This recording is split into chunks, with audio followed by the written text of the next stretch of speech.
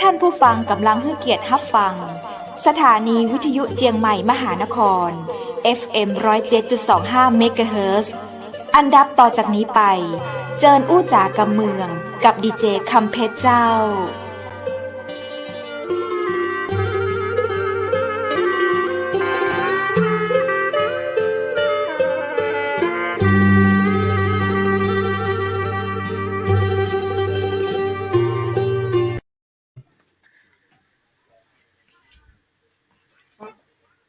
สวัสดีเจ้าสวัสดีคุณผู้ชมที่ฮักและคือเติงหาเจ้า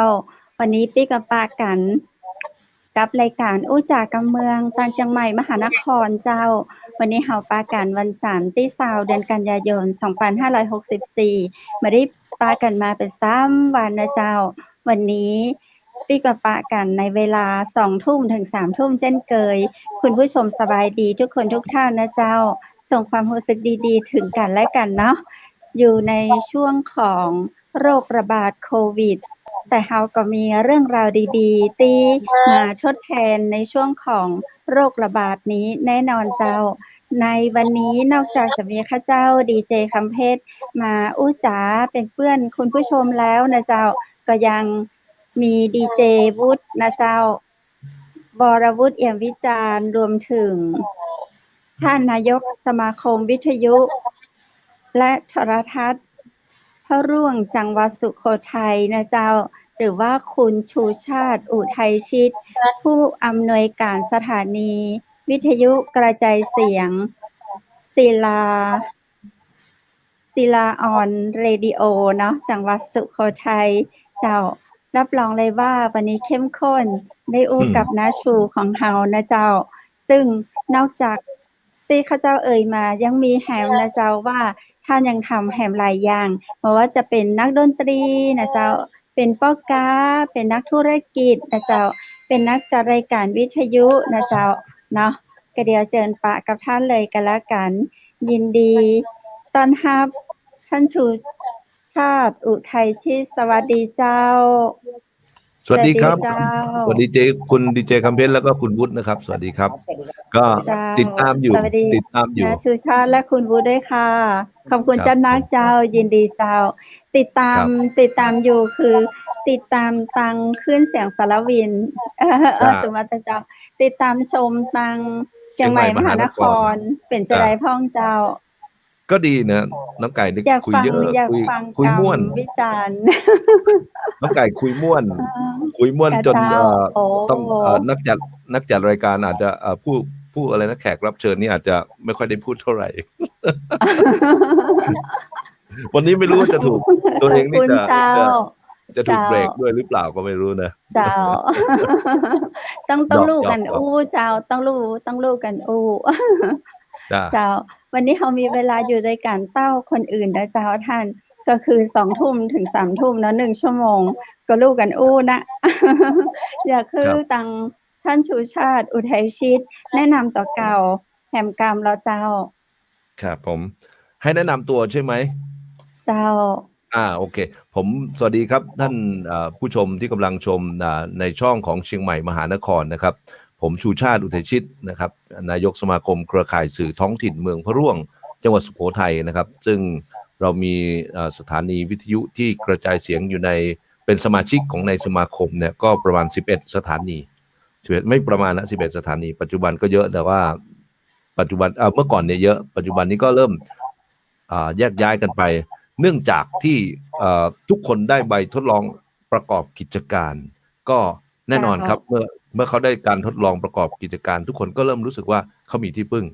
แต่เมื่อก่อนนี้จะไม่ค่อยนั้นก็พยายามที่จะรวบรวมตัวกันแล้วก็เพื่อที่จะประคับประคองเพื่อให้ได้คลื่นความถี่มานะครับอันนี้ก็เป็นที่มานะครับปัจจุบันนี้เขาก็เป็นห้างหุ้นส่วนจำกัดเป็นนิติบุคคลกันก็เหมือนกับน้องดีเจคำเพชรเนาะก็ปัจจุบันก็ไปเหมือนกันตามวิถีชีวิตของนักจัดรายการตามวิถีของผู้อำนวยการสถานีวิทยุ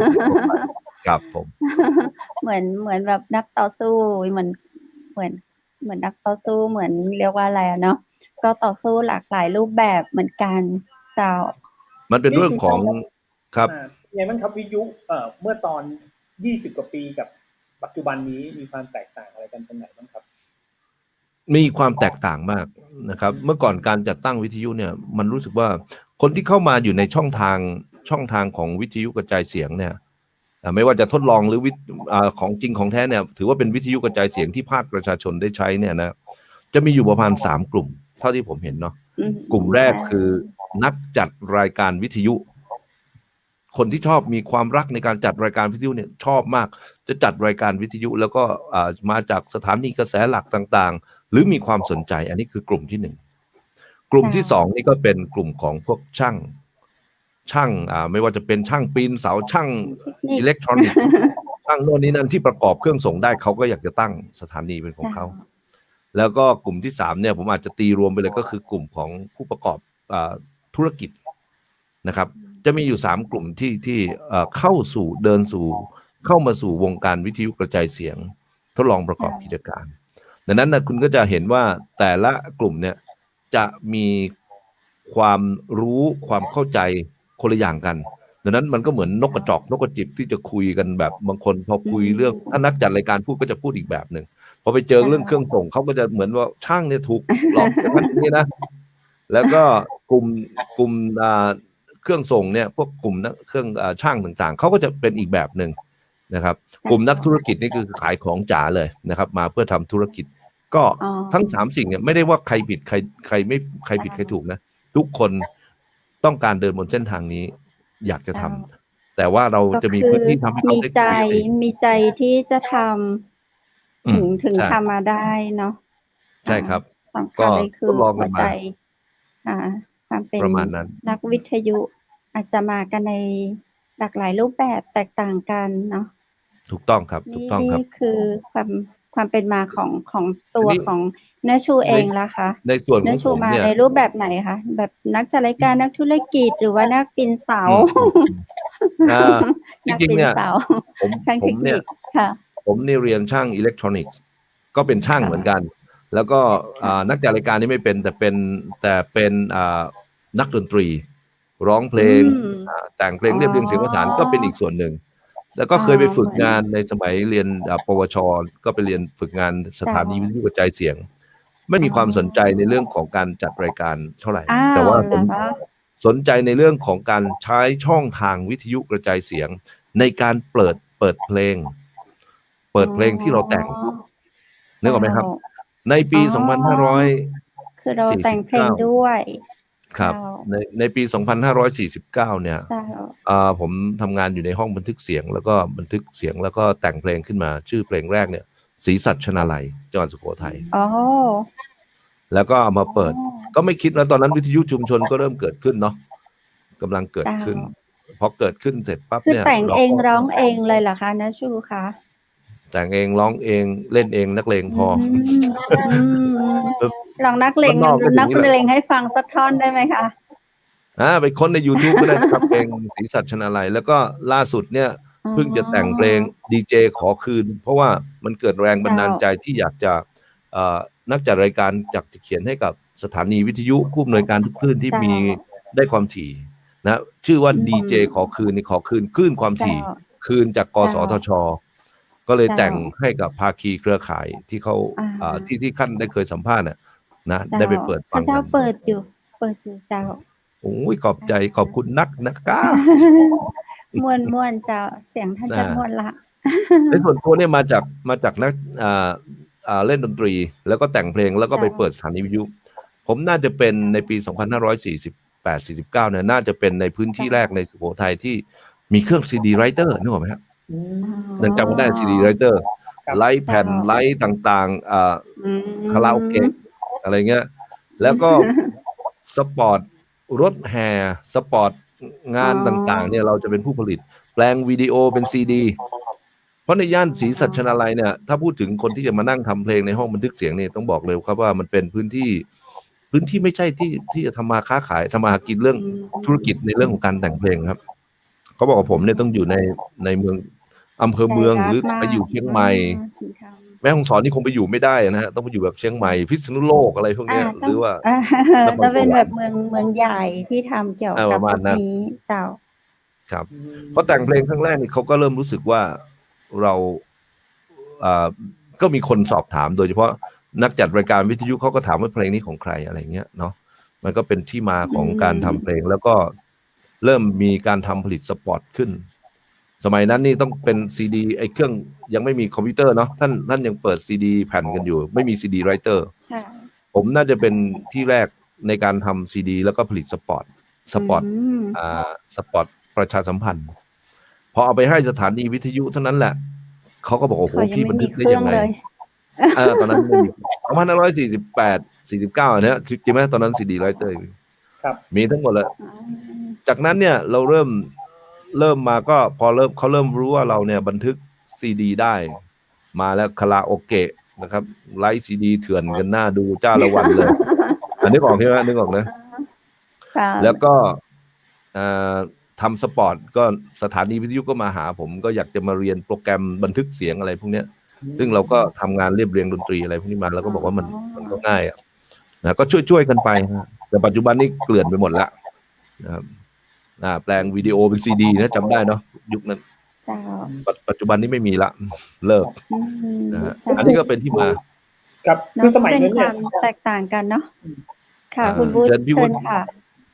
คือสมัยนั้นทางของพี่ชูชาติเนี่ยก็คือพอทำผมถามนิดนึงสถานีวิทยุสมัยนั้นเนี่ยมันต้องแบบมิกเซอร์ใหญ่ๆ12-24 channel อะไรอย่างนั้นหรือเปล่าครับผมจนมาถึงสมัยนี้มีการเปลี่ยนแปลงอะไร สมัยนั้นนะผมเดี๋ยวผมจะเล่าให้ฟังว่าที่ผมมาเริ่มวิทยุกระจายเสียงนะจริงๆไม่ได้คิดปรารถนาเลยนะที่จะจัดรายการวิทยุหรือจะเป็นสถานีวิทยุด้วยตัวเราเองเนี่ยเราเริ่มรู้สึกว่าการจัดรายการวิทยุเหมือนกับปู่โสมเฝ้าทรัพย์ทำวันละ1 ชั่วโมง 2 ชั่วโมงอ่ะมันเหมือนท่านจะต้องมาลาก็ไม่ได้แฟนเพลงก็รอรายการอยู่โฆษณาต่างๆที่สนับสนุนมาเราก็ทำไม่ได้แต่ส่วนหนึ่งเนี่ยบังเอิญนะครับพอเราแต่งเพลงแล้วเราก็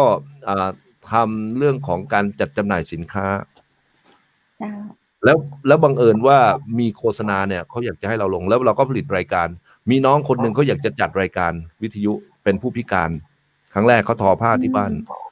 นที่อยู่เนี่ยเขาทอผ้าเขาบอกเขาอยากจะฟังรายการตอนนั้นวิทยุชนมาเขาบอกอยากจัดรายการไม่ยากมาเนี่ยเดี๋ยวบันทึกซีดีให้เขาตกใจมานั่งบันทึกแล้วเป็นซีดี1 ชั่วโมงส่งให้สถานีชื่อรายการบทเพลงบนผืนผ้านะดังนั้นตอนนั้นเอาเพลงของใครนะที่ว่าเป็นเพลงรองพื้นแบ็กกราวด์อะไรเป่าจินจงเหรอบ้านเฮามีผู้เฒ่าผู้แก่นั่นน่ะจำได้นะเพลงนั้นพอส่งไปให้ในรายการสถานีวิทยุเนี่ยเขาก็อย่างว่าแหละเพลงผ้าฟ้าล้อมดาว เพลงผ้าอะไรนะบทเพลงบนผืนผ้าใช่ก็คุยเรื่องราวของผ้าสิ้นตีนจกเรื่องอะไรพวกนี้เอาไปเปิดออกอากาศบังเอิญมีโฆษณาเขาจะมาลงนี่เองเขาจะมาลงรายการมันก็ทำให้เราเห็นว่ามันก็ทำให้เห็นว่าเรามองเห็นปั๊บมันเป็นช่องทางที่มาลงโฆษณาเป็นยาสีฟันยี่ห้อหนึ่งตอนนี้ก็กำลังดังเลยตอนนี้ดังแล้วเหรอก็รู้กันอยู่นะครับยาสีฟันชนิดหนึ่งเป็นสมุนไพรก็ในพื้นที่ตอนนี้เขาก็รู้จักเราแต่นี้ด้วยความที่เราเป็นทำธุรกิจเอาไปวางจัดจำหน่ายตามร้านค้าโฆษณาไปด้วยอะไรพวกนี้นะประชาสัมพันธ์ไปด้วยจนเราเนี่ยมีงานแล้วก็เรื่องทำเพลงต่างๆที่เราต้องทำนะพอเพลงดังก็โรงเรียนก็จ้างแต่งเพลงโรงเรียนบริษัทก็จ้างแต่งเพลงสปอร์ตที่เขาเป็นสปอร์ตพูดแบบด็อกิเมนทารีอะไรพวกนี้สปอร์ตประชาสัมพันธ์ก็ธรรมดาเราทำสปอร์ตเพลงเลยนึกออกไหมครับในความได้เปรียบของเราก็ทำเป็นสปอร์ตเพลงแต่ราคานี่มันก็เท่ากับสปอร์ตธรรมดาเหนื่อยจริงๆนะก็จากนั้นไปปั๊บเราทำก็เริ่มรู้สึกหนักงานเริ่มเยอะขึ้นก็เลยทำโครงการให้หาเด็กเยาวชนจากน้องๆอาชีวะที่อยู่ใกล้ในพื้นที่เนี่ยอาชีวะวิทยาลัยการอาชีพพวกนี้เนาะให้เขามาจัดรายการให้โดยเราช่วยเป็นค่าดำเนินการให้เขาค่าจัดเวลาเด็กนี่อยากจัดรายการให้เขาฝึกพูดปัจจุบันนี้เขาก็พูดเก่งกันเลยนะครับเขาก็อย่างน้อยเขาได้ลองไมค์ได้พัฒนาพวกเขาเนี่ยก็ดีขึ้นผมถือว่าเขาก็ได้ประสบการณ์ไปนะครับ แล้วก็ไม่ได้ นี่ม คิด องเห็นแบบเป็นคุณค่าทางวิทยุเลยเนาะที่ อ่า ให้ประชาชนให้คนแม้แต่คนพิการก็ได้มีส่วนร่วมได้มาทำความภาคภู ครับ มิใจเนาะทั้ง ประเด็น ทั้ง คือไม่ ทั้งเจ้า ไม่ได้ ของ ช่วย ส หรอกครั ถา บ นีค่ะ ไม่ได้หวังจะช่วยเขาเราเนี่ย ค่ะ ไม่ว่างปัญหาคื อ๋ อ อ เราไม่ว่างเราต้องการหาคน ค่ะ ไปทำแล้ว ค่ะ มันเหมือนกับเราเนี่ย ถ้าลงไปทำไปมากมันก็เหมือนความฝังลึกในฝังแน่นก็คือ ความฝังลึกก็คือ การเป็นปู่โสมที่จะต้องเฝ้าทรัพย์ ค่ะ ทำยังไงก็ต้องหาคนมาจัดแทน แล้วเราก็จะได้นั่งทำเพลงเรียบเรียงดนตรีอะไรของเราไปเรื่อยๆถูกไหมครับ และเลี้ยงชีวิตของเราไป จนอยู่มาวันหนึ่งเนี่ยนะมันก็เลยคำว่าเมื่อก่อนผมตั้งห้องบันทึกเสียงห้องเขาเรียกอะไรห้องอัดนะเนาะใช้คำว่า ค่ะ ศิลาสตูดิโอ อ๋อ ทีนี้พอ สตูดิโอ พอมีทีมงานจัดรายการวิทยุโฆษณาก็เริ่มมาตามร้านค้าอะไรพวกนี้ก็มาช่วยกันในปี48 49 50อะไรพวกเนี้ยเราก็เริ่มเห็นแล้วก็บอกมีรายได้ก็จ่ายให้น้องๆเขาที่เรียนอยู่มาช่วยกันทำไป เจ้า นะก็ไม่ได้คิดอยากจะมีสถานีวิทยุอะแต่ว่าเปลี่ยนชื่อจากศิลาสตูดิโอเป็นศิลาออนเรดิโอ อ๋อ นี่คือที่มาคือจะศิลาเรดิโอมันก็ดูนะแต่ว่าตอนนี้ศิลาเนี่ยเมื่อก่อนมันเป็นสตูดิโอนะ เจ้า เดี๋ยวนี้ต้องออนก็คือ อ๋อ ไปอยู่บนอากาศ แอร์ออก บนภาคความถี่ อ่า นี่คือที่มาของผู้อำนวยการสถานีวิทยุศิลาออนเรดิโอ ครับ นะครับ อืม นะก็เลยเป็นที่มา จากนั้นก็พอทำเสร็จแล้วเนี่ย เราก็เริ่มรู้ว่าทีมงานต่างๆ ก็เริ่มขยับขยายขึ้นเนาะท้ายที่สุดมันก็วิถีชีวิตเนาะมันต้องตั้งสถานี ครับครับ เงินทองก็ไม่มีหรอก ผมตั้งสถานีครั้งแรกก็เราโชคดีอย่างเรามีภาคสตูดิโอ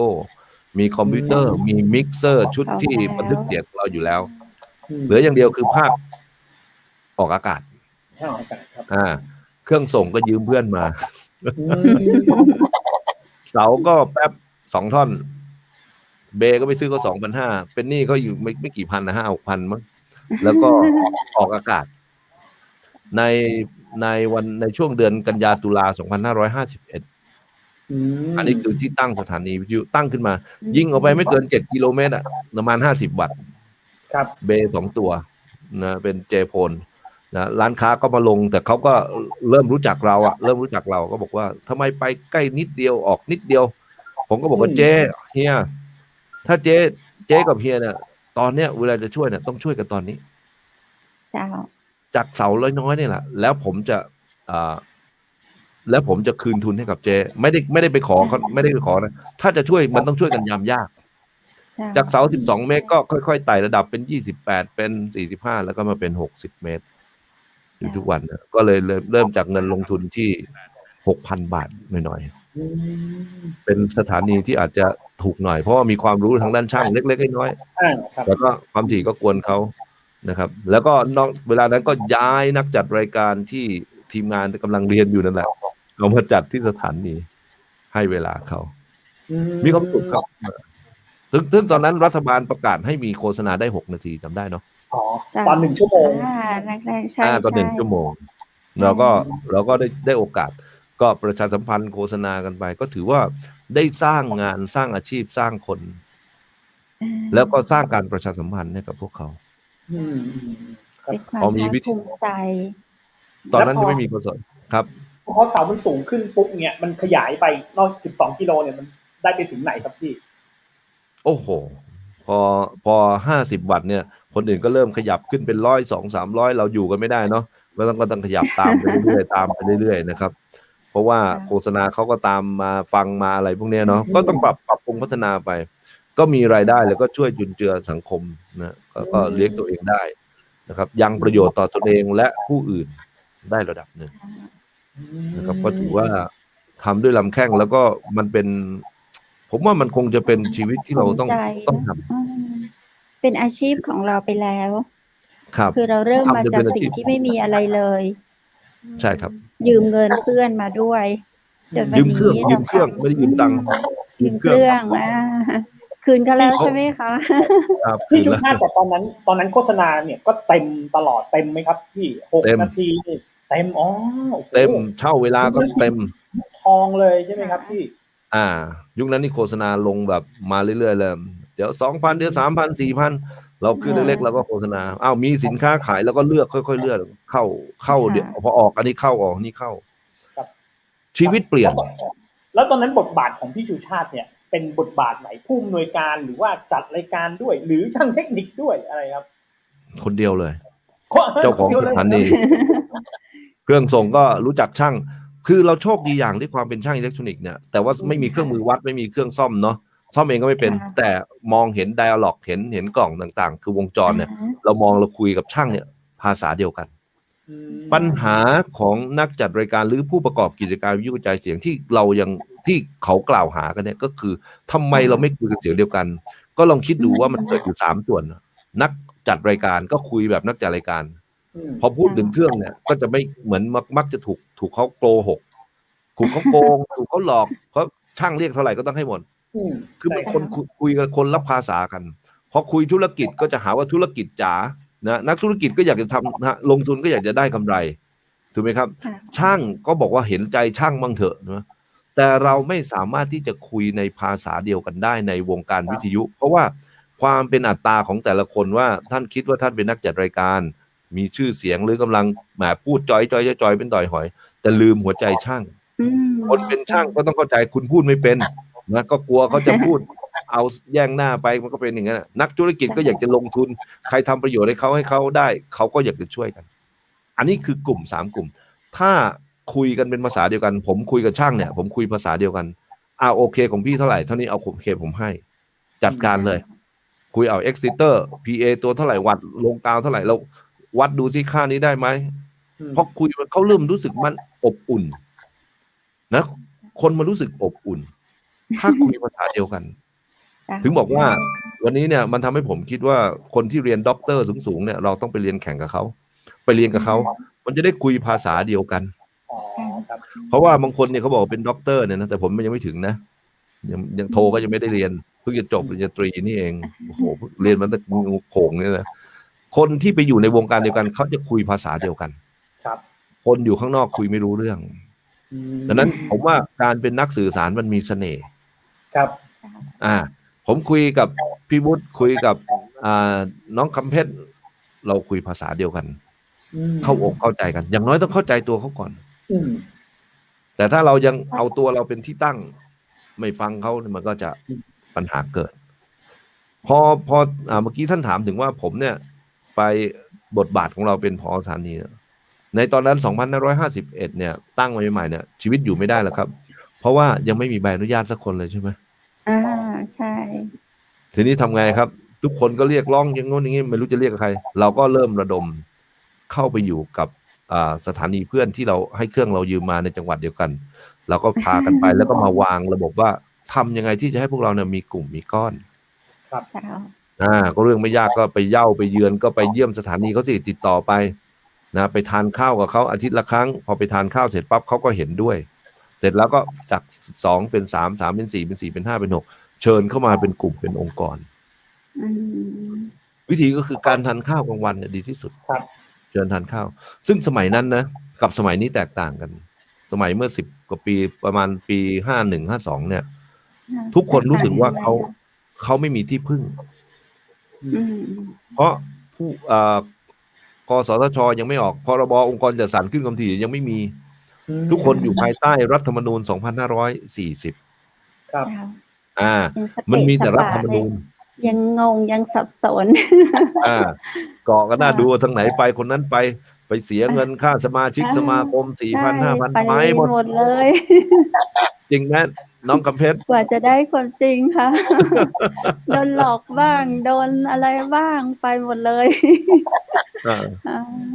แต่เราทำในจังหวัดของเราก็พอแล้วนะแล้วเราก็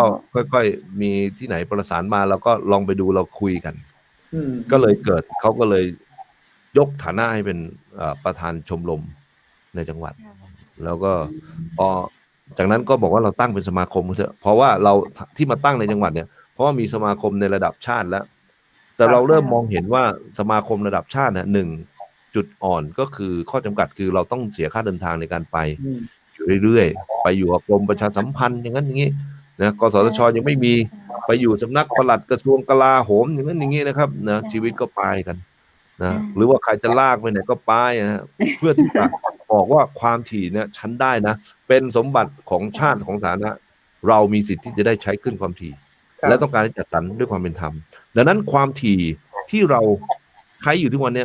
เป็นทรัพย์สมบัติทางธรรมชาติสาธารณะประชาชนเป็นเจ้าของด้วยต้องยืนยันหลักการนี้ไม่ใช่ของใครคนใดคนหนึ่งเปรียบเสมือนเราได้ที่ดินครอบครองปรปักษ์หรือที่ดินครอบครองที่ป่าพรบป่ายังไม่ประกาศนะอันนี้จะเห็นภาพนะแล้วก็เรียนรู้กันไปเรื่อยๆนะครับจนวันหนึ่งเนี่ยระบบของสมาคมในระดับชาติเนี่ยน่าจะมีปัญหาทางด้านการบริหารจัดการเราก็เลยเริ่มมาดูว่าถึงเวลาเราก็เป็นสมาคมในพื้นที่ได้เลยเนาะเราทุกคนก็เห็นด้วยแล้วก็ไปเรียนรู้ในการจัดตั้งสมาคมกันก็จดทะเบียนในปี 2553 ครับเป็นสมาคมเครือข่ายสื่อท้องถิ่นเมืองพระร่วงจริงๆเราจะใช้จังหวัดสุโขทัยแต่ว่า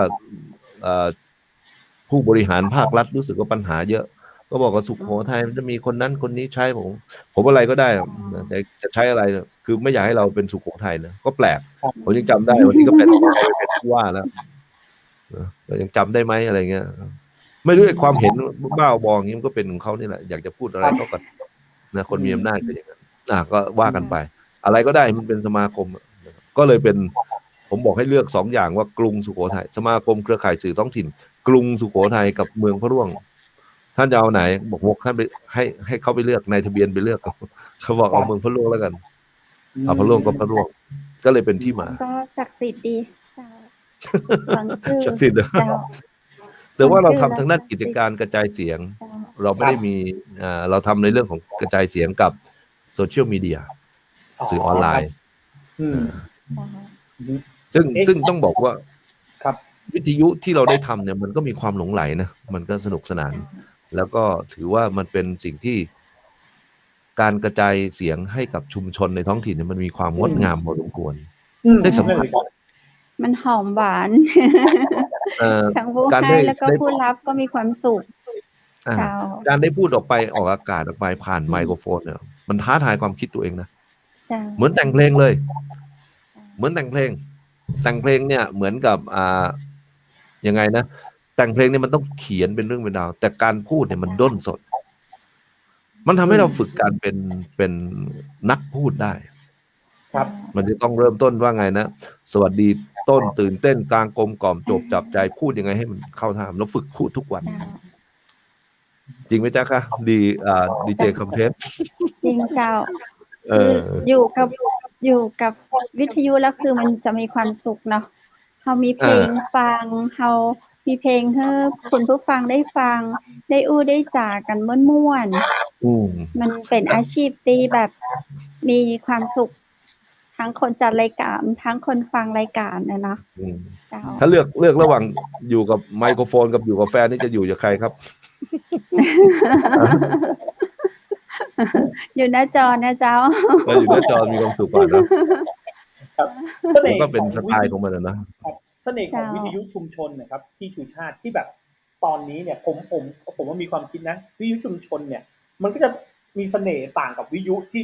ทั้งทั่วไปหมายถึงว่าอย่างผมอยู่กรุงเทพเนี่ยมีสถานีวิทยุหลักเนี่ยผมก็มีความรู้สึกผมแค่ห่างกับคนจัดรายการนะพี่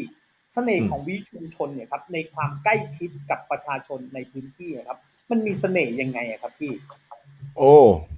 ผมมีเพื่อนเดี๋ยวนะคะเดี๋ยวขออนุญาตเรียกเป็นให้มันตรงกันเนาะเราขออนุญาตเรียกเป็นวิทยุ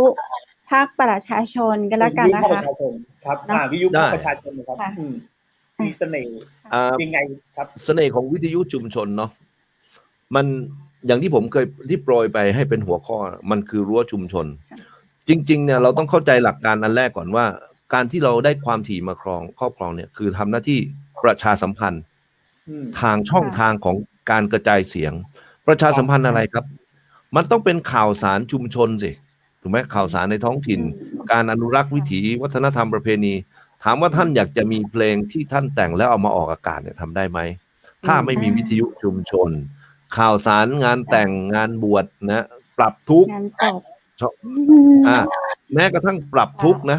จัดรายการเข้าไปมีคนมาปรับทุกข์เนี่ยเราก็ทำได้ แต่ถ้าเป็นคลื่นกระแสหลักอย่างท่านเนี่ยมันบางทีมันเป็นเรื่องของธุรกิจเรื่องของราชการก็จะเป็นระบบที่ อ แข็ ย่าง ง ต้อ ตั ง ว เป๊ะๆเจ้า อย่างเงี้ยนะครับ และทำให้เกิดอาชีพใหม่ นักจัดรายการเขามีความฝันเขาอยากเป็นนักจัดรายการปัจจุบันก็จัดรายการกับผมเนาะก็ยังจัดอยู่เขาก็จัดอยู่เขามีความสุขนะที่จะได้พูดแล้วก็เปิดเพลงให้คนฟัง ถึงแม้ว่าอาจจะดูเป็นสัดส่วนยังไม่ถึง 1% ของประชากรถ้าพูดถึงวิทยุ1คลื่นเนาะที่ได้มีโอกาสเข้ามาจัดรายการ ครับ มันคือช่องทางอาชีพหนึ่งถ้าพูดถึงกระบวนทัศน์เนี่ยในการพัฒนาท้องถิ่นเนาะในการปฏิบัติการ5ข้อปฏิบัติการการประสานงาน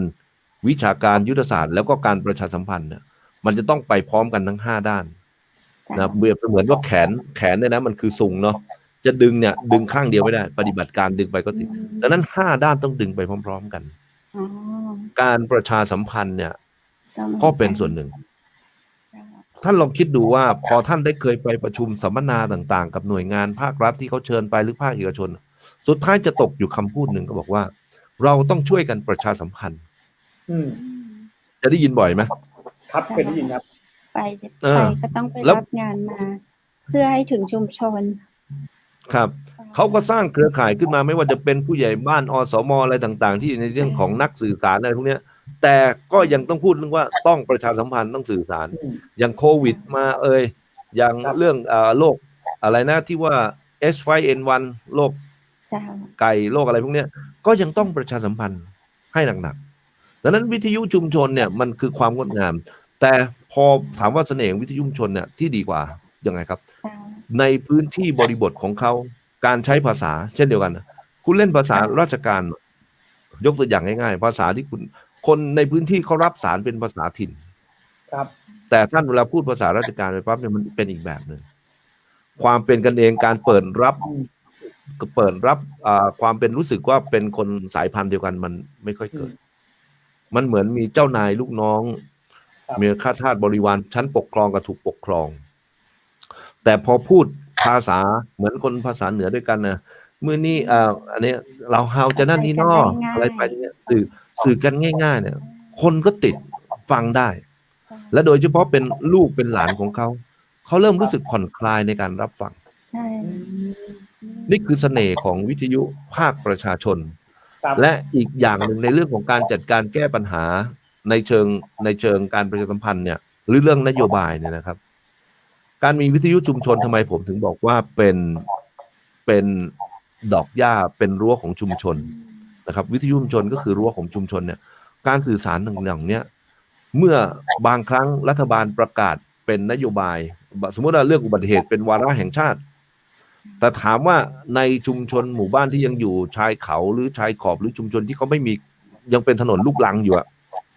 เขาจะต้องรณรงค์เรื่องอุบัติเหตุไหม ครับ เขายังเป็นปัญหาเรื่องปากท้องเรื่องอาหารป่าเรื่องอหิวาเนี่ยแล้วจะเอาอุบัติเหตุไปเป็นวาระแห่งชาติของเขาเนี่ยมันไม่ได้ เขาก็ไม่เก็ตเนี่ยสุดท้ายผู้นำท้องถิ่นท้องที่ ขึ้ ก็ นเขาขึ้นดอยอยู่เลย เขาก็ต้องสร้างภาพว่าได้รณรงค์ได้ทำเป็นวาระแห่งชาติเนี่ยเพราะเห็นภาพอย่างเนี้ยกลายเป็นว่าวิทยุภาครัฐต่างๆเนี่ยพยายามที่จะครอบเรื่องนี้ แต่ลืมไปว่าวิทยุชุมชนมันคือดอกหญ้าที่งดงามอยู่ในป่ากว้าง เราสร้างความสวยงามแล้วก็แก้ไขปัญหา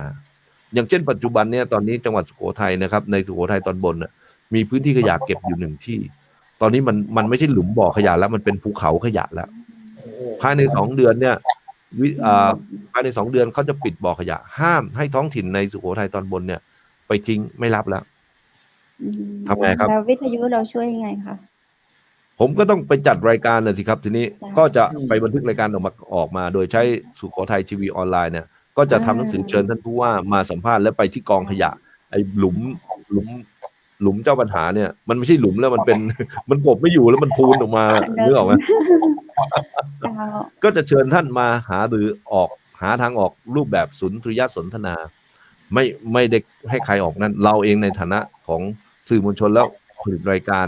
จัดรายการวิทยุ แล้วก็ทำทีวีออนไลน์ด้วยเนี่ยเราก็จะเชิญท่าน แล้วก็เชิญหน่วยงานที่เกี่ยวข้องเชิญท้องถิ่นมาคุย ลักษณะเนี้ยที่เราจะทำเห็นไหมครับว่าเราเนี่ยความเป็นวิทยุท้องถิ่นเนี่ยเรามีเอกภาพเราสามารถทำได้ ไม่จำเป็นต้องรอนโยบายครับ เราอยากทำอะไรเราทำสำคัญอย่างเดียวคือเราไม่มีทุน แต่เราก็บอกก็ต้องทำจนได้ต้องทำให้ได้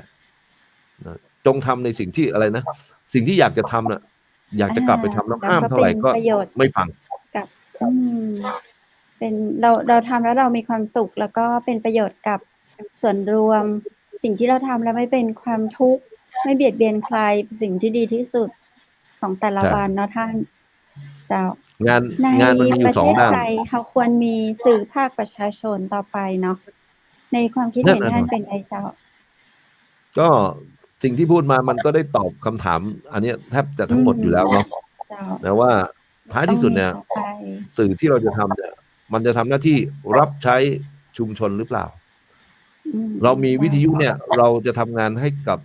ตอบโจทย์ภาคไหน ให้ยึดถือข้อแรกคือพอรัฐธรรมนูญปี 2540 เนี่ยมาเรื่อยๆจน 50 จน 60 ปัจจุบันเนี่ยทำไมถึงต้องให้วิทยุเป็นสมบัติสาธารณะแล้วให้วิทยุประเภทของชุมชนนี่เกิดขึ้น เพราะต้องเป็นทางเลือกไม่ใช่ว่าส่งแมสเสจในช่องทางของวิทยุภาครัฐอย่างเดียว บางทีข่าวสารภาครัฐเนี่ยท่านก็สามารถบิดไปช่องนู้นไม่ต้องให้เราลิงก์หรอกถ้าพูดถึงนะครับ ไม่จำเป็น เจ้า ถ้าเป็นข่าว7 โมงเช้าบางทีถ้าเราผลิตข่าวเองได้นะ เจ้า ไม่ต้องรับ ชุมชน เราก็ไป ชุมชน สู่ข่าว ไม่ได้รับความสำคัญไม่มีความสำคัญจากตรงนั้นถึงชุมชนเนาะมันไม่ได้มีประโยชน์กับชุมชน คนในชุมชนจะเข้าใจชุมชนมากกว่า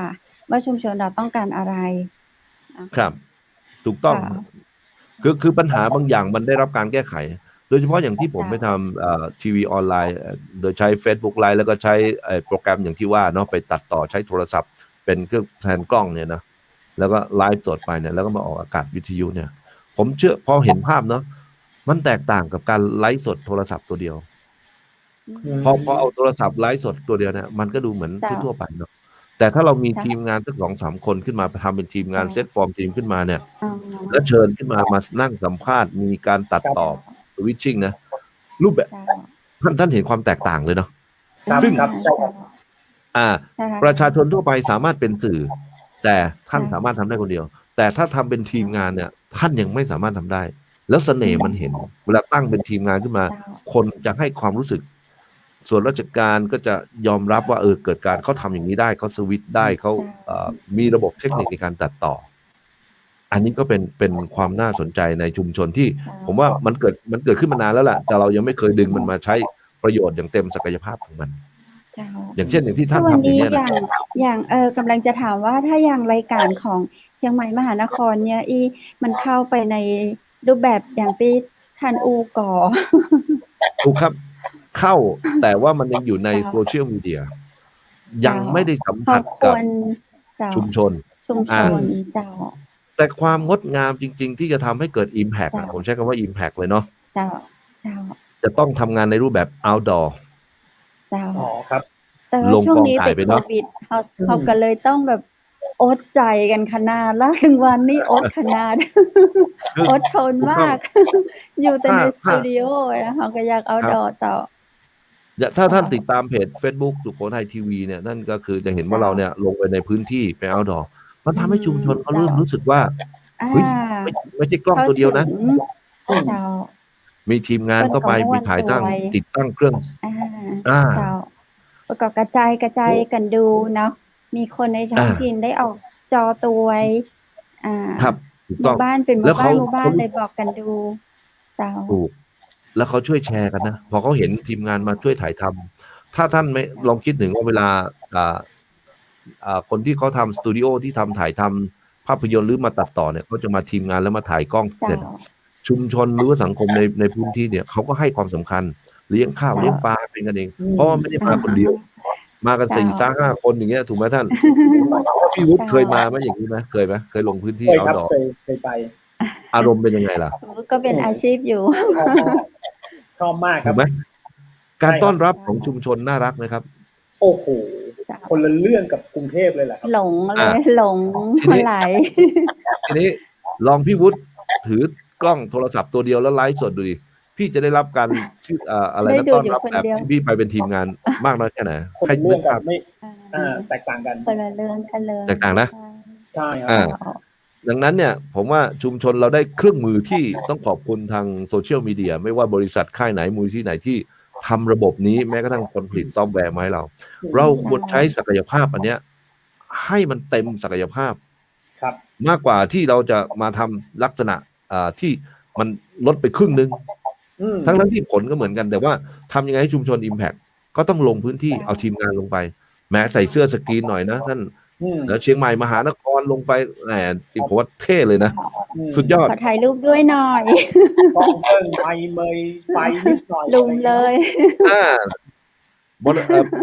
รถคันนึงไปแล้วตะเวนไปในชุมชนของท่านนะผมว่าท่านได้รับการตอบรับแน่นอนชุมชนให้ความสำคัญ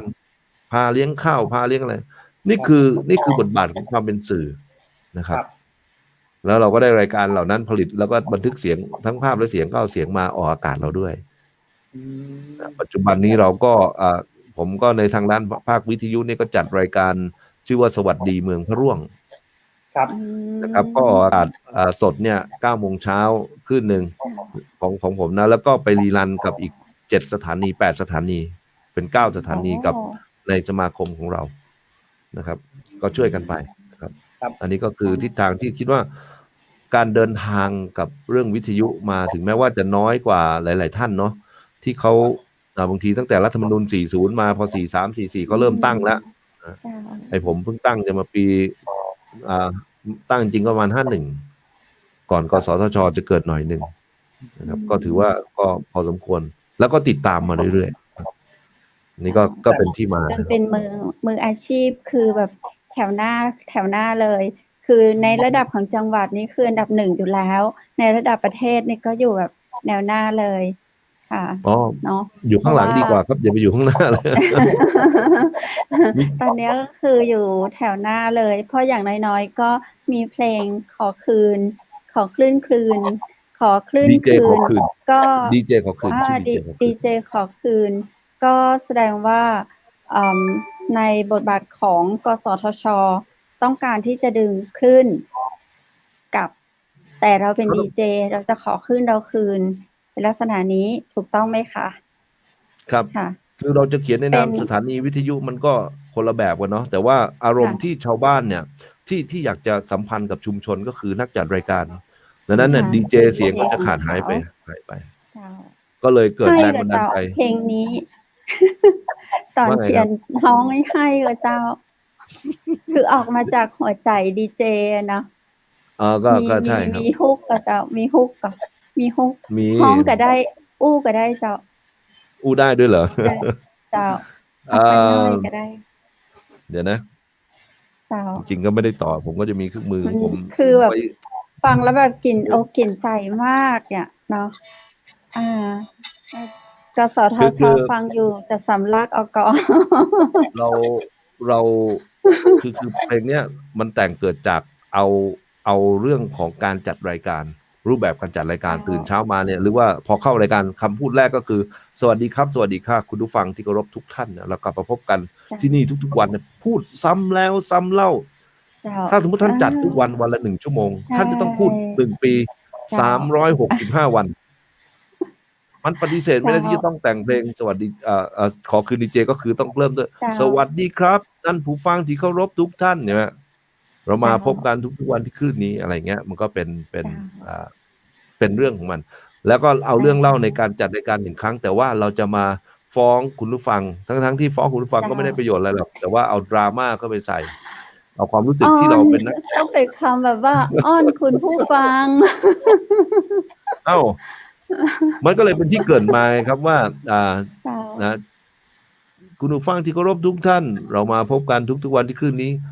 ฟังเสียงของดีเจที่คักเคล้าเสียงดนตรีเนี่ยกับความถี่ขึ้นอยู่ในชุมชนเนี่ยมีข่าวสารก็มาบอกจะปรับทุกข์ก็ทำได้นะสุขใจในวิทยุชุมชนเนี่ย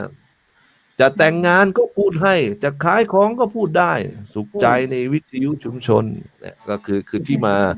หน้าที่ของดีเจก็เป็นอย่างนั้นนักจัดรายการที่จะพูดให้กับคุณผู้ฟังสื่อสารกันถ้าวันหนึ่งเขาหายไป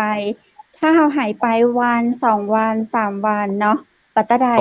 แต่ลองหายไปสักอาทิตย์นี่โอ้โหเดือดร้อนแน่เลยมีลูกคือหลาย ผื่ ชุ น มช ขึ้ น นเลย แน่ ถึง น กับ อ ขั้ น นเนื้อ เจ้า ขั้นตัว ใช่เจ้า เพราะอย่าง อ่า ข้าเจ้าเคยมีประสบการณ์ท่าน เมื่อก่อนนี้สถานีเปิดถึงเที่ยงคืน ตอนเขาจัดรายการช่วง 5 ทุ่มอะเขาก็บอกว่า คุณผู้ฟังจะไปรับเด้อเน้อ อยู่เป็นเพื่อนดีเจก่อน เจ้า พอเที่ยงคืนปุ๊บ สถานีเราปิด โอ้ คุณผู้ฟังเอาวิทยุมาเลยเจ้า ไม่ยิงนะ ผู้หญิงนะ ไม่ใช่ป้าใจ ผู้หญิง มาเคาะประตูเลยเจ้า จะ เมื่อตะกี้นี้บอกคือปี้อยู่เป็นเพื่อน แล้วหยังดีเจปิดสถานีหนีปี้ เปิดสถานีบัดเดี๋ยวนี้ ป ปี้ ระมาน ณ อน นั้น บ่ ประ หลั มาณ บ นั้น เจ้า ตอนแรกปี้จะรับแล้ว ดีเจบอกว่าอย่าเพิ่งรับอะ ตอนเนี้ยดีเจต้องมาอยู่เป็นเพื่อนปี้ เปิดสถานี อย่างเงี้ย เนี่ยคือมันคือบทบาทในชุมชนที่แบบ ท่านผู้ใหญ่ที่เปิ้น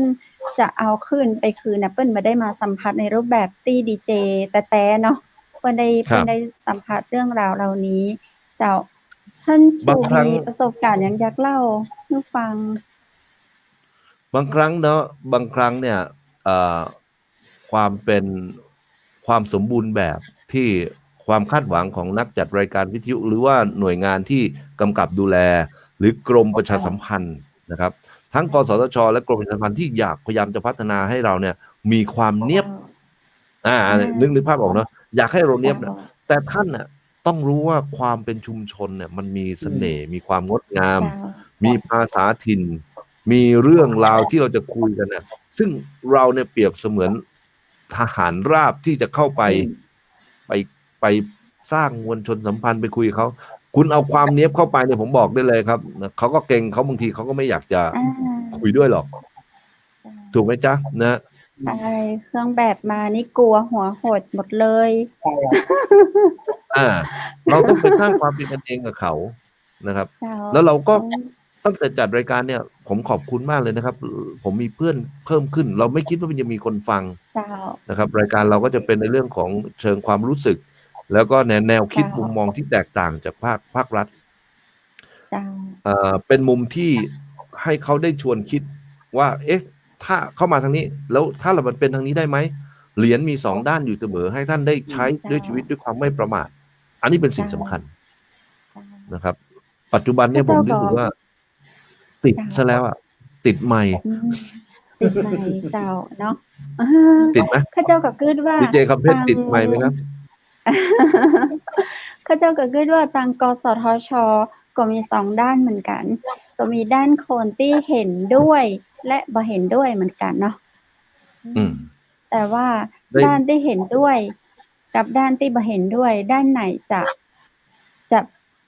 ราบ่อยากอู้คำว่าแพ้หรือว่าชนะเนาะ ด้านไหนจะพาเราไปสู่ในทิศทางที่ดีแล้วก็ถูกต้องต่ออันเนาะ เราก็เอาใจช่วย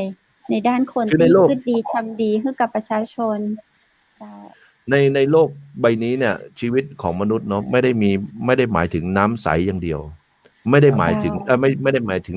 น้ำจืดอย่างเดียว ไม่ได้หมายถึงน้ำทะเลอย่างเดียว แต่ในโลกใบนี้มันมีน้ำกร่อยที่มันผสมผสานกันนะครับ ดังนั้นเนี่ยขาวกับดำมันก็มี แต่ว่าถ้าเราชอบกั้นอย่างเงี้ย มันเป็นไปได้ยาก แต่ความคลาสสิกของมนุษย์เนี่ย คือมันมีความเป็นสีเทา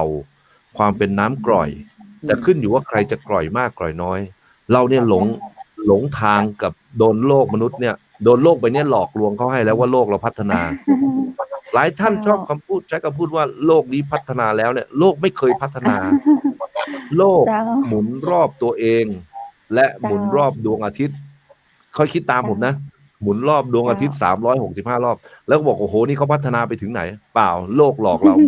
เมื่อวันนี้เราก็กลับมาอยู่ที่เดิม แต่เพียงแค่ร่างกายเราโตขึ้น โลกไม่ได้หนีไปไหน เราเป็นเพียงแค่แมลงหวี่ แมลงวันตัวเล็ก ๆ อยู่ในโลกใบนี้เอง จริงไหม? นะครับ แต่ว่าแพลตฟอร์มหรือรูปแบบการดำเนินชีวิตของมนุษย์มันเปลี่ยนไปเท่านั้นเอง ถ้าเรารู้เท่าทันเรื่องเนี้ย เรากลับไปอยู่วิถีแบบมีความสุขได้ อันนี้คือสิ่งหนึ่งที่วิทยุชุมชนเนี่ย ในฐานะต้องพัฒนานักจัดรายการด้วยนะ ที่สร้างความเข้าใจว่า เฮ้ย วิถีของเรามีความสุขนะ เรามีความงดงามในพื้นที่ เนี่ย อย่างเชียงใหม่มหานครเขามีความเสน่ห์เป็นล้านนา นะ อย่างที่ศรีสัชนาลัยมีภาษาพวนนะ ปัจจุบันคนพวนน้อยรายแล้ว เริ่มจะไม่พูดภาษาพวน เพราะอะไร? นะ เขาบอกว่า พ่อแม่ไม่ได้สอนให้ลูก ครับ ทำไมถึงเป็นอย่างนั้น เจ้า นะตอนนี้ผมก็จะไปจัดรายการให้เขาแล้วก็เอาเด็กเยาวชน เจ้า อ่า แต่เขาลืมคิดไป กำเนิน ลืมคิดไปข้อหนึ่ง ลืมคิดว่าภาษาราชการเนี่ยเข้ามาทับ ไม่เปิดพื้นที่ให้กับให้ภาษาท้องถิ่นเนี่ย ได้งอกงาม เหมือนดอกหญ้าเนี่ยเขาจะตัดอยู่เรื่อยไงบางทีก็จะเอาน้ำใสอย่างเดียวน้ำเค็มอย่างเดียวไม่เอาน้ำกร่อยกันเลย เจ้า อืม เฮา อันนี้ ก็ไปได้ คือ ว่า สิ่งที่บอกว่า วิทยุภาคประชาชนเฮางดงามหรือว่าดีไปสักกุอย่างเนาะเฮาก็พยายาม ถูกครับ ล้มลุกคลุกคลานพัฒนามาเนาะตั้งใจทำพยายามทำเปิ้นฮ้องไปสัมมนาเปิ้นฮ้องไปอบรมเปิ้นฮ้องให้เฮาทำในรูปแบบที่ดีงามเฮาก็ทำตามเปิ้นกุอย่างแล้วเนาะถึงแม้บ่ดีที่สุดแต่เฮาก็พยายามกันอยู่เรื่อยๆเฮาบ่เคยใช้คำว่าเฮาดีเนาะแต่เฮา บางที มีความสุขอยู่กับบ างที ชุมชน อย่าง ข นี้ อง เนาะ เราเจ้า ครับน้องดีเจคำเพชรเนาะบางทีเนี่ย จ้า เราถูกเขาเชิญไปสัมมนาไปอบรม วันหลังต้องเชิญทหาร เชิญข้าราชการมาให้ประชาชนเนี่ยอบรมพัฒนาบ้าง มาฟังชุมชน แล้วไปปฏิบัติ อันนี้ต้องเป็นอย่างนี้นะ ต้องฟังปราชญ์ชาวบ้าน วิถีที่เลี้ยงชีวิตเขาแต่บังเอิญว่าเราเนี่ยไม่ได้มีงบประมาณ ไอ้ที่เขาเชิญเราเนี่ยเขาไม่ได้ต้องการหวังผลอะไรมากมายหรอกเขาต้องการใช้งบประมาณ เพราะงบประมาณมีแล้วต้องพัฒนา เจ้า คนที่จะทำงานด้านงบประมาณมีอยู่ 4 กลุ่ม กลุ่มแรก กลุ่มสอบบรรจุสอบบรรจุนะที่ทำงานสาธารณะดีกว่านะทำงานประเด็นสาธารณะ เจ้า 1 กลุ่มสอบบรรจุ 2 กลุ่มเลือกตั้ง 3 กลุ่มที่ปรึกษาผู้ทรงคุณวุฒิแล้วก็กลุ่มที่ 4 คือกลุ่มจิตอาสาเราจะมีอยู่ 4 กลุ่ม กลุ่มที่ดูสตรองแล้วก็กำลังแข่งขันกันอยู่ก็จะมีทั้งกลุ่มสอบบรรจุกับกลุ่มเลือกตั้งเท่านั้นแหละส่วนจิตอาสาที่เราเป็นกันอยู่เนี่ยนะก็มันทั้งมีจิตอาสาอยู่2แบบคือในระบบกับนอกระบบ คือไม่เข้าระบบเขาจะลากจูงไปไหนก็ไม่ไป เราอยากทำอะไรเราได้ทำอย่างที่เราไปเล่นดนตรีเปิดหมวกช่วยเหลือผู้ป่วยติดเตียงเนี่ยเขาก็ทำแต่เขาทำเสร็จแล้วก็ถ่ายภาพก็จบ แต่เราก็ยังทำต่อด้วยความอดทนของเราถูกไหมครับ อันนี้คือข้อที่ 1ส่วนที่ปรึกษาผู้ทรงคุณวุฒิไม่ต้องไปคิดเยอะนะก็เขาก็ไปตามว่าไปให้คำปรึกษาโดยใช้คุณวุฒิประสบการณ์ของเขาที่ถูกเชิญมันเป็นช่องทางของ การ เรา ที่ปรึกษากิตติมศักดิ์อะไรประมาณนั้นเนาะผู้ทรงคุณวุฒิทำงานเจ้า หลายคนก็อยากเป็นนะอยากเป็นแต่ว่าผมคิดว่าบางคนแล้วโดยจิตอาสาเนี่ยบางทีเข้าไปเป็นจิตอาสาอย่างที่บางคนเนี่ยเสนอแย่งชอบพูดนั่นพูดนี่แล้วนั่นขึ้นมาเนี่ยเพื่ออยากจะได้ตำแหน่งก็มีแต่จิตอาสาบางคนเนี่ยทำแล้วไม่ได้อยากได้ตำแหน่งอะไรเขาอยากทำ เจ้าใช่ ถูกไหม ทำแล้วให้คนอื่นมีความสุขแล้วเขามีความสุข ครับ มันเป็นจิตมาจากจิตใจของเขาเนาะท่านชูชาติถึงช่วงสุดท้ายของรายการแล้วเจ้า คุณพูดมีอยากถามตังท่านชูชาติกับเจ้าเจิญเจ้าจริงก็อยากที่จะแบบบอกพี่ชูชาติครับจริงๆแล้วผมก็ยังมองเห็นความสวยงามของวิทยุชุมชนอยู่ผมก็ยังชอบเสน่ห์ของชาวบ้านที่ออกไปทำไร่ทำนาแล้วเปิดแค่วิทยุอะครับเป็นอย่างมาดูไลฟ์สดได้ยินแต่เสียงคือได้ยินแค่เสียงแล้วจินตนาการไปนะครับผมยิ่งเพลงอย่างเงี้ยที่บางทีคนกำลังเก็บมะม่วงอะไรเงี้ยแต่ได้ยินเพลงหรือได้ยินเสียงพูดอย่างเงี้ยมันก็จินตนาการไปได้อันนี้แหละครับคือเสน่ห์ของวิทยุจริงๆนะครับสำคัญซึ่งผมก็ยังอยากให้ภาพอย่างเงี้ยครับที่สุชาติอยู่ตลอดไปจนถึงรุ่นลูกรุ่นหลานผมด้วยนะอันนี้เป็นความฝันไว้นะครับอยากให้อยู่ไปตลอดจริงๆครับก็หวังไว้นะครับว่าข่าวที่กระพือมาตอนนี้เนาะที่ว่าจะเอาขึ้นคืนขอท่านชูชาติฝากอย่างถึงกสทช.หรือว่ารัฐบาลที่เกี่ยวข้องในด้านนี้เชิญเลยเจ้าช่วงสุดท้ายของรายการค่ะเชิญท่านเลยครับในก่อนอื่นเนี่ยที่เราร่วมกันในกับภาคีเครือข่ายองค์กรภาคีเครือข่ายเดี๋ยวต้องเกิดตรงนี้ก่อนนะครับผู้ประกอบกิจการวิทยุกระจายเสียงภาคประชาชนแห่งประเทศไทยชื่อจะยาวสักนิดตอนนี้กำลังหาคำย่อกันอยู่นะครับจะเป็นชื่ออะไรก็กำลังเสนอเข้าไปที่จะทำนะซึ่งเราเนี่ยในรูปแบบของเราสังคมเราคุ้นชินก่อนที่จะพูดถึงกสทช.เนี่ยสังคมเราไปคุ้นชินกับการมีผู้นำเดี่ยวเราเคยว่าพอถูกเลือกตั้งให้เป็นนายกสมาคมเป็นนายกรัฐมนตรีพอเป็นประธานชมรมภาระทั้งหมดที่สมาชิกก็จะโยนให้นายกทั้งหมดแต่ในรูปแบบขององค์กรภาคีเนี่ย กลุ่มผู้นำองค์กรต่างๆเข้ามารวมกัน ไม่มีใครเป็นนายก ไม่มีใครเป็นประธาน แต่มีคณะทำงานเป็นกองเลขาที่ไปช่วยให้ผู้นำต่างๆเนี่ยมามีพื้นที่คุยกันเป็นเวทีแลกเปลี่ยนเรียนรู้แล้วมีมตินะครับ ดังนั้นถ้าท่านอยากจะมองเห็นว่าส่วนของเราเนี่ยคือเป็นส่วนของคล้ายๆสหประชาชาติ เป็นคล้ายๆแบบอาเซียนเราไม่ใช่แค่นายกรัฐมนตรีที่เดียวถามว่าถูกต้องตามกฎหมายไหมครับพวกเรารับรองกันเองโดยนิติบุคคลสถานีวิทยุเนี่ยเขาเป็นนิติบุคคลอยู่แล้วและตามรัฐธรรมนูญนะครับ2560มาตราถ้าจำไม่ได้นะไม่ผิดนะ41ท่านลองไปเปิดดู41หรือ42บุคคลสามารถรวมกลุ่มจัดตั้งเป็นองค์กรเป็นสมาคมได้ถูกต้องไหนห้ามไม่มีห้ามที่จะไปทำร้ายเขามันถูกต้องตามรัฐธรรมนูญนะครับไม่ใช่องค์กรเถื่อนอย่างที่ใครเขาว่านะครับนะไปดูรัฐธรรมนูญซะก่อนนะก่อนที่จะสื่อสารอะไรออกไปว่าเราเนี่ยเป็นองค์กรยังไงนายกสมาคมประธานชมรมองค์กรเขาอยู่ภายใต้รัฐธรรมนูญอ่ะ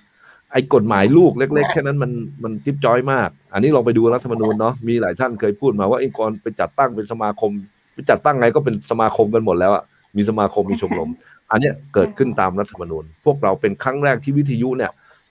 เราร่วมใจสามัคคีกันนะ48องค์กรแล้วมั้งตอนนี้เนาะนะครับ48องค์กรและเรามีมติเราทำงานกันเป็นการเปลี่ยนแปลงที่ทำให้สถานีวิทยุได้มองเห็นว่าเราคือทางเลือกอีกทางหนึ่งอาจจะเป็นทางเลือกที่ใหม่ขึ้นมาว่าเรากำลังเรียนรู้ในการพัฒนาพวกเรากันเองในการกำกับดูแลกันเองซึ่งอยากจะฝากกสทชนะครับรัฐบาลนะครับว่าสังคมเราจะเติบโตไปได้ถ้าจำไม่ผิดที่ผมพูด5ด้านเนาะ1ในเชิงระบบการปฏิบัติการท่านมีท้องถิ่นท้องที่อะไรพวกนี้แล้วการประสานงานท่านมีข้าราชการในสำนักงานส่วนภูมิภาคต่างๆที่มาประสานงานท่านมีวิชาการมีเอกสารอยู่แล้วไอ้เรื่องข้อมูล Data เนี่ยมีสมบูรณ์หรือยังและท่านมียุทธศาสตร์นะจะเป็นชาติ20ปีหรือสารพัดกี่20ปีก็ตามและสุดท้ายท่านมีการประชาสัมพันธ์ที่ดีแล้วหรือยังอย่าเพิ่งไปใช้ในเชิงเดี่ยวนะใช้แบบว่าเพื่อที่จะบอกให้รับช่องทางเดียวซึ่งมนุษย์มันคือความงดงามความหลากสีดอกไม้หลากสีไม่ใช่รับแมสเสจด้านเดียวนะครับดังนั้นถ้าท่านอยากจะเห็นประเทศชาติเราเดินไปข้างหน้าอย่างมั่นคงจริงใจรับใช้ชุมชนเนี่ยนะครับท่านต้องเปิดให้วิทยุพวกเราเนี่ยได้มีที่ยืนให้ทำหน้าที่เป็นรั้วของชุมชนจะขโมยขึ้นบ้านหรือว่าจะเกิดอะไรขึ้นปัญหาเล็กๆน้อยๆเราช่วยท่านแก้ปัญหาโดยที่ไม่ต้องไปรอท่านมาตัดสินใจเหมือนที่สุโขทัยเนี่ยพอน้ำจะท่วมทีนึงเนี่ยนะสุโขทัยท่านจะรู้จักนะน้ำจะท่วมทีนึงต้องรอนายกลงมาก็ช่วยอะไรไม่ได้ชุมชนเขารู้ปัญหามากกว่านายกอีกตั้งเยอะนะอันนี้คือความชัดเจนนะครับดังนั้นเนี่ยข้างบนเนี่ยต้องให้วิทยุต้องขอร้องท่านนะครับช่วยมองมิติของวิทยุกระจายเสียงของภาคประชาชนเนี่ยถ้าท่านให้ความสำคัญนะกลุ่มจิตอาสาที่บอกว่าสำคัญมากกว่าที่ท่านคิดไม่ใช่กลุ่มท้องถิ่นไม่ใช่กลุ่มข้าราชการไม่ใช่กลุ่มที่ปรึกษาแต่เป็นกลุ่มจิตอาสาที่เขาจะลุกขึ้นมานี่ลงทุนกันเองนะใช่ไหมครับดีเจคำเพชรทำวิทยุเองใช่ไหมมีใครให้ตังค์มาหรือเปล่าถามนิดนึงไม่มีทำเองทุกบาททุกสตางค์แต่เขากำลังจะมาปิดความถี่เนี่ยดังนั้นเนี่ยสิ่งที่เราร้องขอเข้าไปว่าท่านเนี่ยได้ทำตามพระราชบัญญัติของพระราชบัญญัติองค์กรจัดสรรขึ้นความถี่2553แล้วหรือยังนั่นก็คือมาตรา28ว่าท่านเนี่ยก่อนที่จะมีการประกาศใดๆนะครับบทบาทหน้าที่ของท่านในมาตรา27นะมาตรา28เขียนว่าบทบาทของท่านเนี่ยที่ออกมาเนี่ยก่อนที่จะมีคำประกาศได้จัดทำรับฟังความคิดเห็นผู้มีส่วนได้ส่วนเสียและประชาชนทั่วไปเนี่ยแล้วหรือยังให้ทำให้เสร็จก่อนแล้วค่อยประกาศอันนี้คือสิ่งที่เรารู้สึกว่าเราไม่ได้รับความชอบธรรมเราจึงร้องขอศาลปกครองว่าท่านครับแล้วก็ไม่ได้ทำให้กสทช.เสียหายอะไรเลยนะเพราะว่าถ้าศาลมีคำสั่งเพิกถอนประกาศของเลขาธิการแล้วก็เพิกถอนมติกสทช.ก็ไม่ได้ทำให้กสทช.มีความผิดแต่ถ้าการไปฟ้องปปช.อันนั้นถ้าปปช.ชี้มูลความผิดท่านติดคุกเลยนะเราไม่ทำเห็นไหมครับเราเนี่ยยังรักเพราะว่าท่านก็กินเงินเดือนจากภาษีประชาชนเดือนต้อง2-3 แสนใช่ไหมกี่แสนก็ไม่รู้เราได้เท่าไหร่ก็ยังมีคนที่น่ารักเยอะอยู่ความเปลี่ยนแปลงมันเกิดขึ้นได้เสมอ วัน ครับ นี้วันนี้อาจจะคิดนอกกรอบไปพรุ่งนี้อาจจะกลับเข้ามาสู่ในกรอบเดิมก็ได้เนาะอะไรมันก็ หมายถึงเราหรือกสทชถามก่อน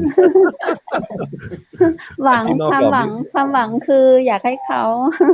อยากให้เขากลับมาเป็นพี่ที่น่ารักของพวกเราเหมือนเดิม ครับ เราอยู่ร่วมกันได้ ก็หวั นะ งว่า ระหว่างผู้ปกครองกับผู้ถูกปกครองถูกไหมครับ เจ้า ถ้าเรามองกันในฉันความเป็นเพื่อนมนุษย์ แล้วก็ผู้ใช้ทรัพยากรร่วมกันนะครับ ท่านบริหารจัดการกำกับดูแล ให้เป็นประโยชน์ ให้มันเกิดประโยชน์สูงสุด ต่อคนไทยให้มากที่สุดเจ้า อ่า วันนี้ถึง คน ช่วง ไทย สุด สามารถ ท้าย เปลี่ แล้ ยน ว แปลง เจ้า ได้ ท่านเจ้า ครับ อยากคืออู้จ่าต่อไว้ขอเป็นรอบหน้าแล้วกันเนาะวันนี้เวลาของเฮาหมดแล้วเจ้า จะ ครั เชิ บ ญ ผม ขอเชิญท่านไว้เนาะอาจจะเป็นในช่วงเดือนตุลาคมไวๆนี้นะเจ้า ครับ เพราะเขา ยิน ยัง ดี มี ครับ ในเรื่องราวของวิทยุอยากฟังท่านอู้ในแนวความคิดของท่านรู้สึกว่ายังค้างหลายข้อวันนี้เหมือนมาเปิดโพยหน้าแรก เปิดตัว อยาก เปิดหน้า ติ ชกหรือเปล่าไม่เกี่ยวนะ ใช่ตอนต่อไปฟังเพลงก็ยังไม่จบเพลงเลย ยังมีเชื่อว่ายังต้องมีเพลงอื่นๆอีกหลายเพลงเนาะวันนี้ก็ต้อง ก็ กราบข ค่ อ อบ ย พระ ๆทำ คุณท่านนักๆนะเจ้าหวังเป็นอย่างยิ่ง ครับ ว่าโอกาสหน้าเราจะปีกับป้ากันที่รายการจังหวัดมหานครนี้แหมนะเจ้า ขอบ ครับ คุณ ยินดี เจ้า ครับ สวัสดีครับ สวัสดีครับ สวัสดีพี่พุทธ สวัสดีดีเจกำเพชรด้วยนะครับ แล้วก็สวัสดีคุณผู้ชมทุกท่านครับ สวัสดีครับ ก็ต้องขอบคุณท่านชูชาติ อุทัยชิตนะเจ้าผู้อำนวยการสถานีวิทยุกระจายเสียงศิลาออนเรดิโอจังหวัดสุโขทัยจัดหนักนะเจ้าวันนี้เอาเรื่องราวที่เกี่ยวกับการประกอบการกิจการวิทยุมาตั้งแต่เริ่มต้นเมื่อปี51เนาะท่านบอกมาจนถึงวันนี้ทุลักทุเลมาต่อสู้มาฝ่าฟันมาด้วยเงินบาทเงินสลึงเนาะ ยอดกระปุกมาแต่งเสามาแต่งเครื่องทรงเจ้าจนได้เปิ้นฮ้องว่าจนได้คุณภาพในด้านเครื่องทรงในด้านมิกในด้านห้องส่งในด้านสถานีและได้คุณภาพชีวิตของคุณผู้ฟังเจ้าต่างจังหวัดสุโขทัยเป็นประโยชน์ที่ข้าเจ้าบรรยายบ่ถูกเลยว่ามีคุณค่ามากมายยิ่งนักเนาะหลายๆจังหวัดก็เป็นเยี่ยงท่านนะเจ้าจะอ่านก็ฝากกันไว้ด้วยเนาะถ้าบ่ว่าจะเป็นทางรัฐบาลหรือว่าท่านที่เกี่ยวข้องทางกสทช.ก็ฝากพิจารณากันให้ใหม่ในการที่จะเอาคืนเนาะความเป็นจริงและความที่เฮานึกบ่คาดบ่ถึงว่าประชาชนภาควิทยุในภาคประชาชนมากแค่ไหนเมื่อบ่มีวันนั้นเนาะท่านจะรู้สึกเจ็บปวดเฮาบ่อยากให้ถึงวันนั้นเฮาก็เลยต้องออกมาอู้มาจากันเหมือนกับการเตือนภัยกันล่วงหน้าเนาะว่าน้ำมันจะมาแล้วเน้อ เฮาบ่อยากให้มันท่วมเนาะกรุงเทพเฮาก็มากักกันไว้เจ้าช่วยกันอู้ช่วยกันส่งเสียงไปเพื่อถึงท่านที่มีกำกึดที่จะกำจัดในสิ่งที่ดีๆก็ควรที่จะสนับสนุนไว้ดีกว่ากำจัดและทำลายเนาะฝากไว้เนาะในวันนี้เฮาก็อู้จากันในเรื่องของการคืนว่าจะอยู่หรือว่าจะเป็นจะใดต่อไปเกี่ยวกับสถานีวิทยุภาคประชาชนในประเทศไทยนะเจ้าจะได้เวลาหมดไปเห็นแล้วอยากอู้จากับท่านต่อพรุ่งนี้ปิกมาป้ากันแหมใหม่นะเจ้าคุณผู้ชมพรุ่งนี้วันอังคารปิกมาป้ากัน 20:00 นถึง 3:00 นเช่นเคยเจ้าวันนี้กินเวลาไปหนักละก็ต้องขอบคุณสปอนเซอร์ใจดีนะเจ้าที่เป็นสปอนเซอร์ให้เฮาพร้อมที่จะบริการส่งอาหารครัวปินโตเชียงใหม่เจ้าโทรสั่งได้ที่ 0818843354 และขอบคุณโรงแรมแม่เสลียงเวียงงามนะเจ้าเปิดบริการตลอด24ชั่วโมงติดต่อสอบถามรายละเอียดเพิ่มเติมได้ที่053-621-444 053-621-444 เปิดบริการตลอด24ชั่วโมงเจ้าและวันนี้ข้าเจ้าดีเจคำเพชรขอบคุณ ชุดพิธีกรหญิงนะเจ้าจากร้านผ้าพื้นเมืองชุดไทยใหญ่แม่เสลียงเจ้าสามารถสอบถามรายละเอียดเพิ่มเติมได้ที่0826166889นะเจ้าบริการส่งทั่วประเทศไทยเจ้าและขอขอบคุณคุณผู้ชมนักนะเจ้าอยู่เป็นขวัญและกำลังใจเพื่อกันและกันเนาะตั้งแต่20:00 นมาจนถึง3:00 นปลายวันพรุ่งนี้เราจะปีกับปากันแฮมไมเนอร์มาอู้จากกำเมืองไปกันที่นี่สถานีเจียงใหม่มหานครแพร่ภาพออกอากาศจากอาคารวังสิงห์คำอำเภอเมืองจังหวัดเชียงใหม่วันนี้ข้าเจ้าดีเจคำเพชรและดีเจบูธพร้อมทีมงานขอกราบขอบพระคุณคุณผู้ชมเป็นอย่างยิ่งพรุ่งนี้เราจะปีกับปากันแฮมใหม่สำหรับค่ำคืนนี้ขอให้ทุกท่านโชคดีมีความสุขนอนหลับฝันดีราตรีสวัสดิ์เจ้า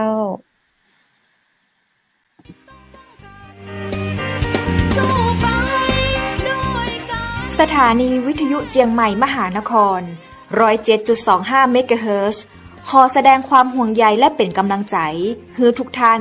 ในช่วงการระบาดของโรคโควิด -19 ในครั้งนี้เพื่อลดความเสี่ยงควรสวมหน้ากากอนามัยทุกครั้งล้างมือเป็นประจำขอให้อยู่ที่บ้านให้นักที่สุดด้วยความปรารถนาดีจากหมู่เฮาเจ้าเจียงใหม่มหานครสนับสนุนโดยกาแฟโกแม็กคอฟฟี่และโรงแรมแม่เสรียงเวียงงามโทร 053-621-444 และ 081-595-2883